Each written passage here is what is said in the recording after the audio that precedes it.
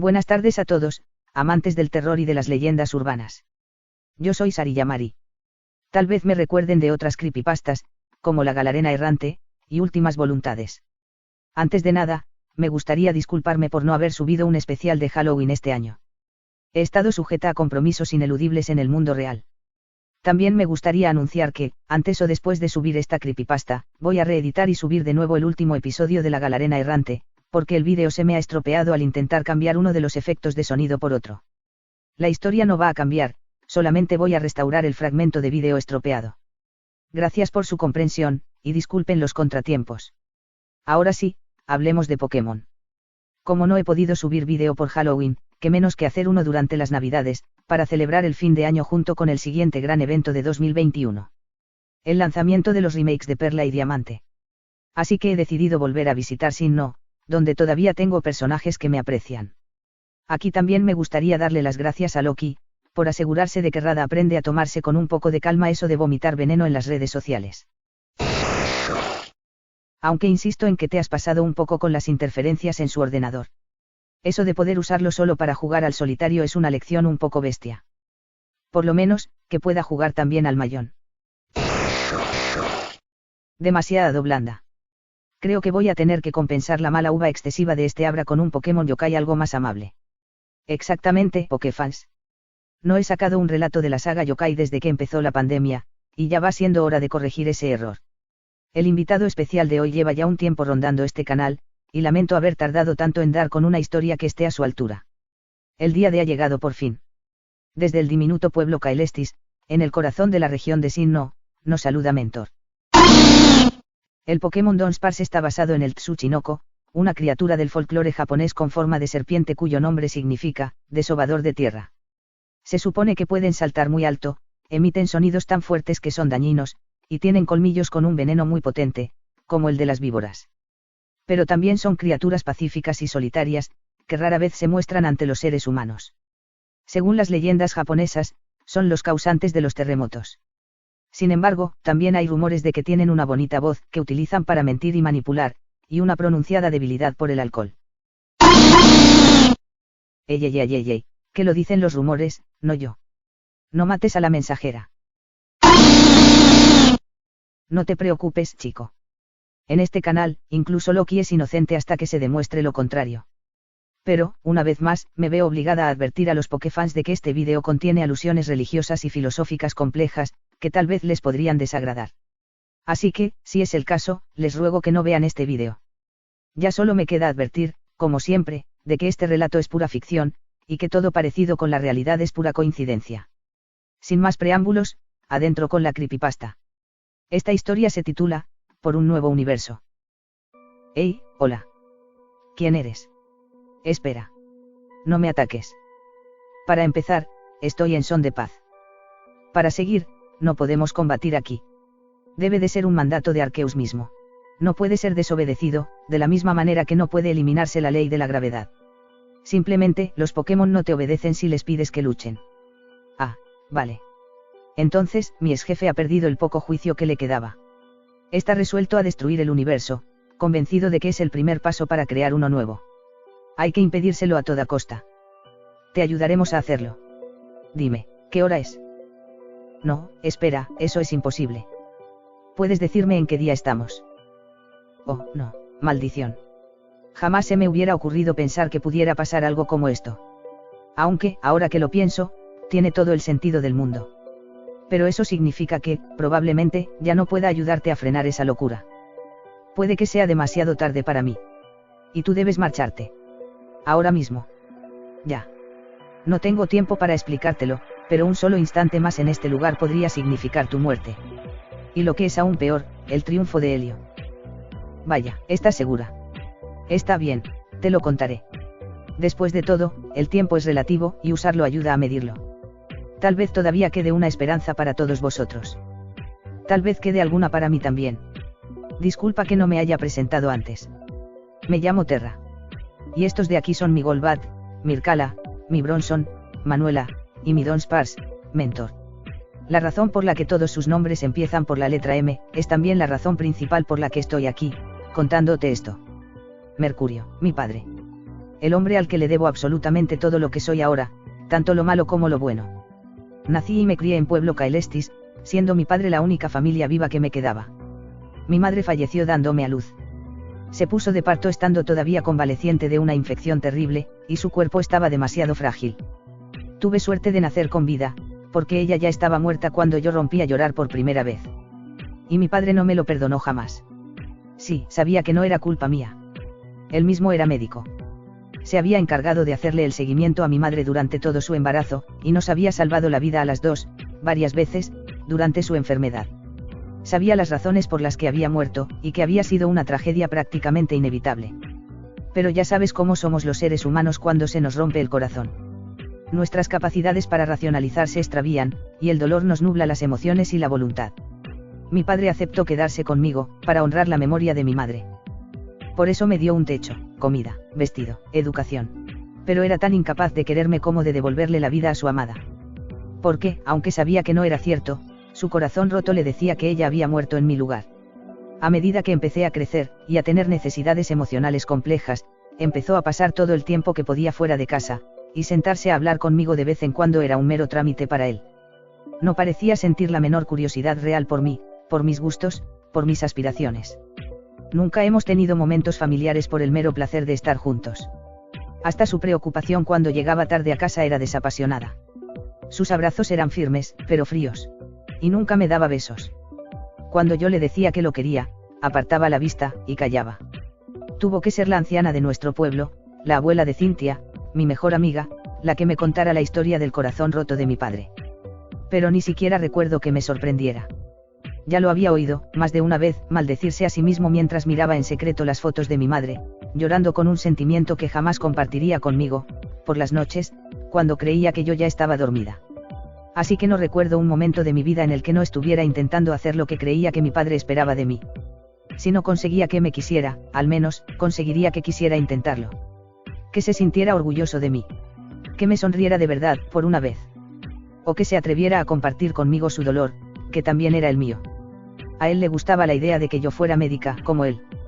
Así que hice todo lo que pude para conseguirlo. Renuncié a emprender un viaje como entrenadora para centrarme en los estudios, que conseguí sacar adelante con excelencia, gracias a un empeño que otros chicos de mi edad empleaban en derrotar al alto mando de la región. Me preparé para entrar en la Facultad de Medicina. Pero no llegué a ingresar.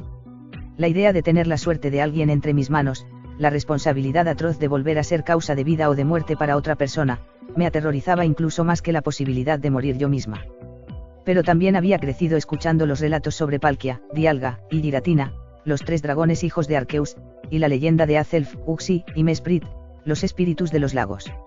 La abuela de Cintia era una narradora fabulosa, y había conseguido que aquellas historias me llegasen a lo más profundo del corazón. De adolescente, había empezado a preguntarme hasta qué punto eran simples cuentos para niños. De adulta, me di cuenta de que mi verdadera vocación era la física. Jamás olvidaré el último verano en Pueblo Caelestis, antes de irme a estudiar a Ciudad Canal. Primero, porque fue por aquellas fechas cuando alcancé, por fin, la mayoría de edad, que me permitiría alejarme de los recuerdos amargos de mi padre, y empezar a vivir mi propia vida. Segundo, porque fue el último verano que Cintia y yo pasaríamos juntas en nuestra aldea natal, ya que ella acababa de ser coronada campeona, e iba a estar muy ocupada a partir de entonces. Tercero, porque tuvo lugar un fenómeno bastante curioso, tan interesante como peligroso, en el que nosotras dos nos acabamos viendo involucradas. Un molesto y aparentemente inexplicable enjambre sísmico. Una noche cualquiera, mientras preparaba la cena, el suelo se puso a temblar. No era lo bastante fuerte como para asustarme de verdad.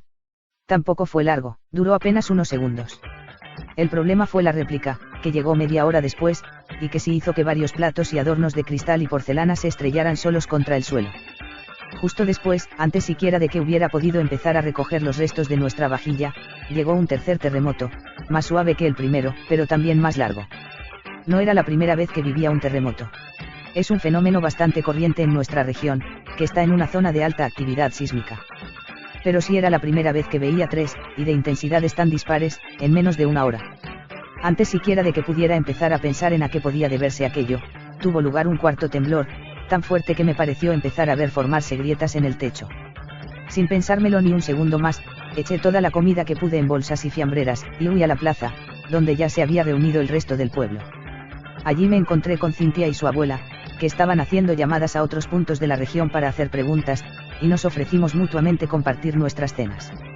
Acabamos sentadas en los escalones del santuario, y la gente se fue uniendo a nosotras para charlar y cenar. A todos se nos había ocurrido traernos algo para comer, temiendo que la situación durara varias horas. Incluso se unieron a nosotros algunos de los entrenadores que pasaban la noche en las rutas cercanas, y algún que otro Pokémon salvaje asustado. Así que, aquella noche, hicimos una especie de picnic multitudinario junto a las ruinas Caelestis, a la luz de la luna y las estrellas, mientras el suelo temblaba sin parar, sacudiendo hasta los cimientos tanto nuestras casas como las montañas circundantes, incluido el mismísimo Monte Corona. Hubiera sido verdaderamente divertido, como la comida popular de un festival, si no hubiéramos estado tan asustados. El tema principal de conversación era, naturalmente, los terremotos. ¿Por qué no tardamos en descubrir que la situación en la que estábamos era más extraña de lo que habíamos pensado en un principio? La abuela de Cynthia se había puesto en contacto con la estación sísmica más cercana, y nos habían mandado una serie de datos que nos dejaron a todos con la boca abierta. Era altamente probable que nuestro enjambre sísmico fuera artificial. El sismógrafo instalado al pie del Monte Corona, nos decía que las ondas no solo no se estaban propagando más allá de la ruta 210, sino que además no procedían de 1, 2 o 3 epicentros, sino de decenas de ellos. Epicentros que estaban desconcertantemente cerca de la superficie, y que, además, parecían desplazarse a velocidades superiores a las que podía alcanzar un ser humano. Cuanto más rápido era ese epicentro móvil, más fuerte era el terremoto que producía. Tal y como nos lo están describiendo, parece que los terremotos estuvieran siendo provocados por una actividad anormal en las grutas del subsuelo. Algo así como una auténtica guerra entre varios grupos de Diglett. Dije yo. A la abuela de Cynthia pareció tranquilizarle la idea. De hecho, incluso se rió. Ah, eso lo explica todo. Es imposible que sean Diglett, querida. No viven por esta zona. Pero sí que pueden ser Dunsparce. Normalmente no son tan escandalosos, pero estamos precisamente en su estación de migración, así que se están desplazando en grandes grupos, y taladrando túneles para poder moverse sin salir a la superficie. Si es así, esta situación durará solo 2 o 3 días, como mucho. Pero 2 o 3 días de enjambre sísmico dejarán Pueblo Caelestis completamente en ruinas. Protesté yo. Entonces, Cynthia encontró una solución. Los Dunsparce son Pokémon muy escurridizos, a los que no les gusta demasiado ser vistos. Pero es fácil encontrarlos cuando se están moviendo, porque, como puedes ver, es cuando menos discretos son. Se me ocurre que podríamos guiarlos a través de las grutas del subsuelo, para que no necesiten excavar sus propios túneles. De esta manera, se creará una nueva ruta de migración, y a partir de ahora podrán atravesar Sinnoh todos los años sin provocar más terremotos. ¿Y tú puedes organizar eso, en calidad de campeona?, le pregunté. No solo puedo, sino que debo hacerlo. Además, no es particularmente difícil. Mi Gavit puede hacerme las veces de Pokémon Pastor, gracias a su habilidad para orientarse bajo tierra, y a su alta resistencia a los venenos. Oh, son Pokémon de tipo veneno. No, son de tipo normal. Incluso hubo un tiempo en el que se creyó que eran de tipo tierra. Pero poseen una toxina que se libera en su propia sangre cuando están asustados, para hacerlos incomestibles, y que ellos pueden inocular a sus agresores al morderlos. Aunque, generalmente, lo que hacen cuando no les apetece librar combates es huir directamente. De repente, me di cuenta de que me interesaba mucho lo que mi amiga me estaba contando. Aunque los Pokémon siempre me habían parecido fascinantes, nunca me había interesado lo suficiente en ellos como para pensar en dedicarles mi vida por completo, como estaba haciendo ella. Sin embargo, en momentos como aquel, no podía evitar preguntarme hasta qué punto esto era realmente cierto. Mi padre, como médico, tenía un acercamiento a ellos muy impersonal. A veces, los veía incluso como la causa de muchos de los problemas que tenía que tratar. Pero yo sabía que mi madre, de joven, había sido entrenadora. Y, a veces, me sorprendía a mí misma dándome cuenta de todo lo que me había perdido al renunciar a seguir sus pasos. Aquella noche fue uno de esos momentos. Mi padre no estaba en Pueblo Caelestis. No llegaría hasta el amanecer, cuando terminase su guardia nocturna. De hecho, aquella semana en concreto la tenía particularmente ocupada. Como solía suceder en verano, que era cuando yo pasaba más tiempo en casa. Iban a ser unos días particularmente grises, sobre todo si Cynthia se iba con los Dunsparce. Así que le pregunté a mi amiga si podía ir con ella. Y, para mi sorpresa, pareció encantarle la idea. Por supuesto que sí, contestó. Saldré mañana por la mañana. Primero, buscaremos a los Dunsparce. Luego, determinaremos la ruta más corta a través de los túneles, hasta encontrar el punto de llegada que ellos estuvieran buscando. Podría llevarnos solo una semana o 2, pero también todo el verano. ¿Estás segura de que quieres hacerlo? Y yo, sin pensarlo, le dije que sí. No sé qué se apoderó de mí en aquel momento. Algunos dirían que era cosa del destino. Un destino que yo había estado esquivando durante 18 años. Pero, si me hubieran preguntado aquella noche, yo hubiera dicho que me había pasado toda mi vida de adolescente luchando por complacer a mi padre, por ayudarle, y que él me había estado demostrando todos los días, durante toda mi vida, aún sin querer, que mis intentos de aliviar su dolor no servían absolutamente para nada. Y que yo ya estaba cansada de hacer solo lo que se suponía que él esperaba de mí. Me vino a la cabeza la posibilidad de que se resintiera conmigo todavía más, porque iba a quedarse totalmente solo en casa. Pero la deseché rápidamente. De alguna manera, yo ya había acabado por asumir que él no quería que yo formase parte de su vida. Aquella iba a ser, por lo tanto, la segunda decisión que recuerdo haber tomado pensando más en mí que en él. Y esta también me marcó para siempre. Cynthia y yo ultimamos nuestros planes, y estuvimos investigando acerca de las migraciones de Donspars durante un buen rato. Luego pasamos la noche en sacos de dormir en la plaza del pueblo, con todos los vecinos.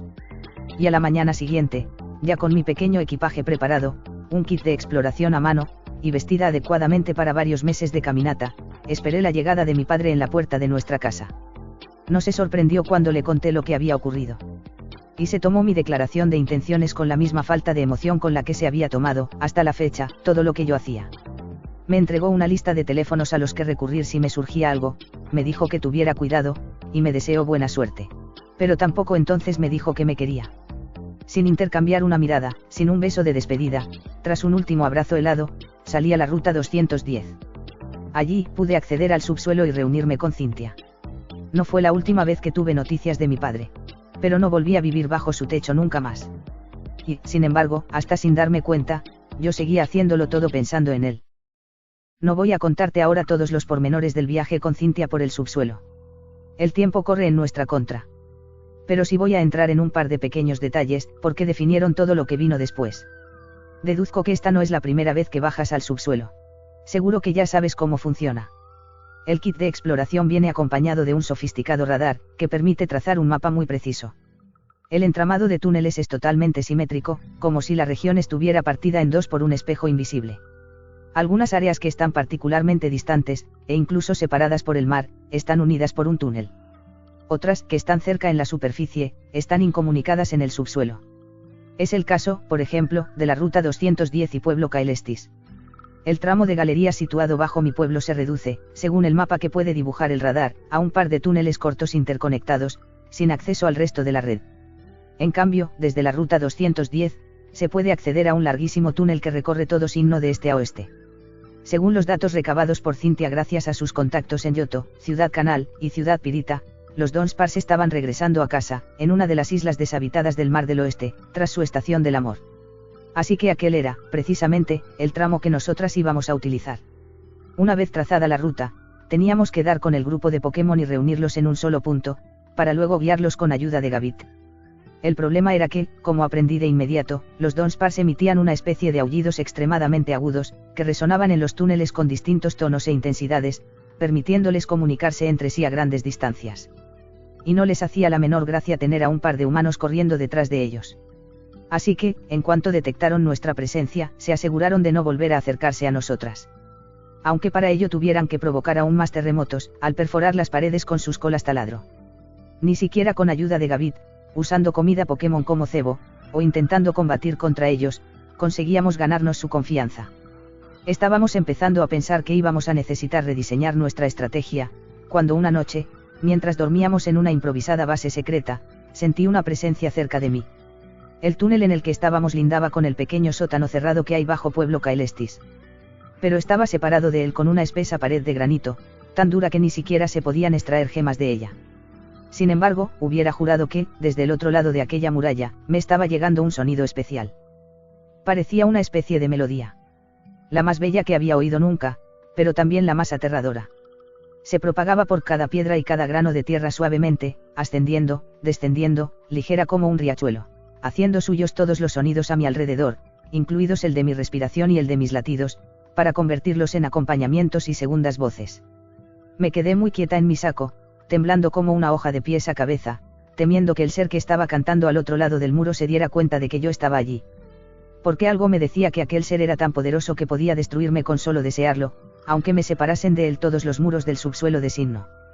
Pero entonces me di cuenta de que había otro sonido cerca de nosotros, más terreno y ya familiar, que respondía a aquella canción.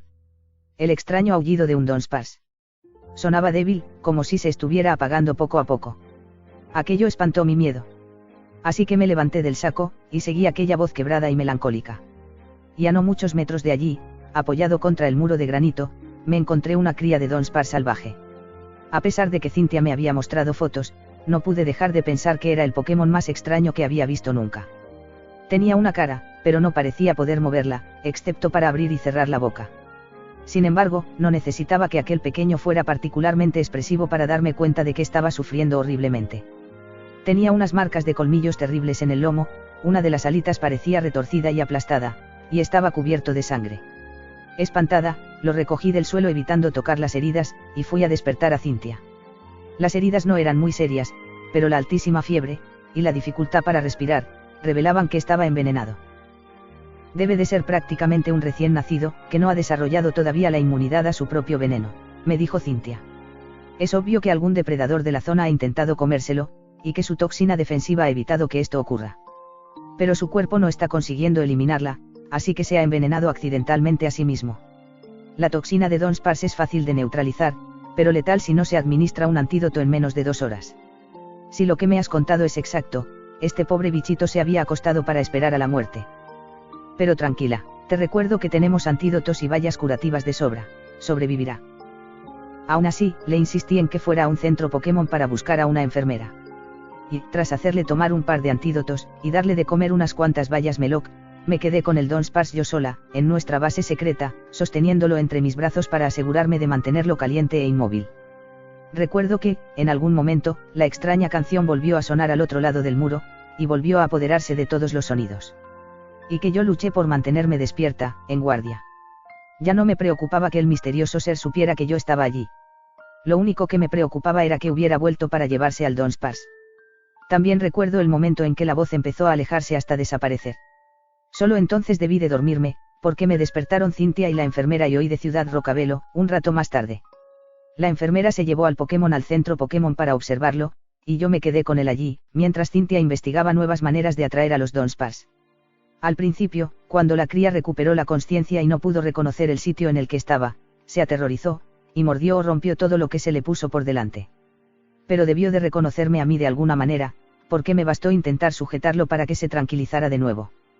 Por lo tanto, tuve que quedarme en el centro Pokémon, para asegurarme de que hacía los ejercicios de rehabilitación para su ala, y le permitía a la enfermera seguir su tratamiento. Había desarrollado por aquel Pokémon un gran cariño, y acabé dándome cuenta de que me iba a costar mucho separarme de él. Con lo que no contaba era con que, en lugar de escapar a toda velocidad en cuanto pudo volver a moverse con normalidad, se quedarse en el centro Pokémon sin rechistar, esperándome con impaciencia. Y, una vez volvimos a los túneles, en lugar de unirse a uno de los grupos migratorios en cuanto volvimos a pasar cerca de uno, empezó a seguirme. Entonces Cynthia me sugirió que regresara a la superficie, acudiera a la comisaría más cercana, y solicitara una licencia de entrenadora. Aunque solo sea porque lo has cuidado como una auténtica madre, es obvio que este Dunsparce no quiere separarse de ti, dijo. Creo que este va a ser el comienzo de una hermosa amistad. Soy demasiado mayor para empezar a entrenar Pokémon, Cynthia. Le dije yo. Pero ella replicó. No, nunca es demasiado tarde para empezar a querer a alguien, Terra. Todo tiene su momento, pero no nos llega a todos al mismo tiempo. Tal vez tu momento era este. Y así fue como, a la edad de 18 años, cuando ya había empezado a dar por perdido aquel tren, adopté a Mentor. Le puse ese nombre porque fue gracias a él que conseguimos cumplir aquella misión, con una nueva estrategia para reconducir el camino de los Dunsparce. Con ayuda de su lenguaje de sonidos, conseguimos contactar con otros grupos de Dunsparce. Y con su ayuda, debido al instinto de confianza en su propia especie que tienen estos Pokémon, y a su tendencia a proteger a las crías, aunque no sean las propias, pudimos guiarlos por el subsuelo sin necesidad de acercarnos a ellos. Una vez terminado el recorrido, los Pokémon que habían llegado a su destino transmitieron los mensajes a los que venían detrás. Y Cynthia emitió los comunicados a las autoridades oportunas, para convertir el trazado en una ruta migratoria oficial completamente segura para los Dunsparce. Mi excursión terminó apenas una semana antes de que tuviera que mudarme a Ciudad Canal, así que ni siquiera regresé a Pueblo Caelestis. temiendo que a mi padre no fuera a hacerle gracia que hubiera decidido, de buenas a primeras, adoptar a un Pokémon con colmillos venenosos, y precisamente uno de los que habían provocado el enjambre sísmico en Pueblo Caelestis, decidí que ya tenía la edad suficiente como para no necesitar pedirle permiso. Así que le conté por teléfono todo lo que me había sucedido, única y exclusivamente para explicarle por qué no iba a regresar a casa. Le hablé de Mentor. Le hablé de cómo nos habíamos encontrado. De cómo nos habíamos hecho amigos. Lo único que no le conté, lo único que no le había contado ni siquiera a Cynthia, era lo de la sublime canción que había oído 2 veces aquella noche. Pero, aún así, él debió de comprenderme. Porque lo primero que me mandó por correo a mi nueva vivienda en Ciudad Canal, antes incluso de mandarme mi ropa, fue una Ocasobol. Intenté llamarlo para darle las gracias. Pero no estaba en casa.